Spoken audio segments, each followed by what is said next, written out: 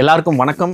ரொம்ப நாள் கழிச்சு ஒரு மூவி ரிவ்யூ நம்ம இங்கே சங்கீதா தேட்டரில் இன்னைக்கு படம் பார்த்துருக்கோம். என்ன படம்னா இட்லி கடை. தனுஷோட டைரக்ஷனில் இது 4வது படம். அவரோட 3 டைரக்ஷனில் எனக்கு தெரிஞ்சு இதுதான் பெஸ்ட்டாக அவர் ஒர்க் பண்ணியிருக்காரு.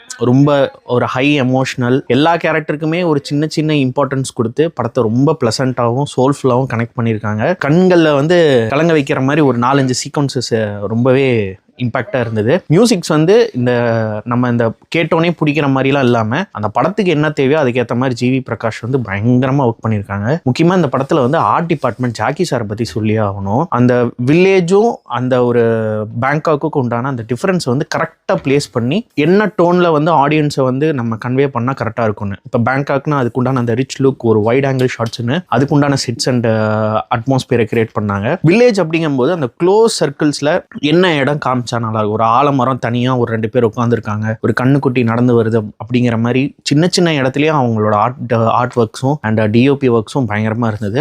அங்கங்க சின்ன சின்ன ஒரு காமெடி பஞ்சஸ் வந்து நித்யா மேனன் போடும்போது நல்லா இருக்கு. ஸோ ஓவராலா கொஞ்சம் ப்ரிடிக்டபிளான ஸ்டோரி தான், பட் ரொம்ப என்கேஜிங்கான ஒரு சோல்ஃபுல்லான ஒரு ஸ்க்ரீன் பிளேல தனுஷ் டேரக்டர் வந்து இதில் பயங்கரமான சக்ஸஸ் கொடுத்துருக்காரு. ஸோ ஹோப் நீங்கள் ஈரோட்டில் இங்கே இருக்கீங்கன்னா நம்ம சங்கீதா தேட்டருக்கு வாங்க.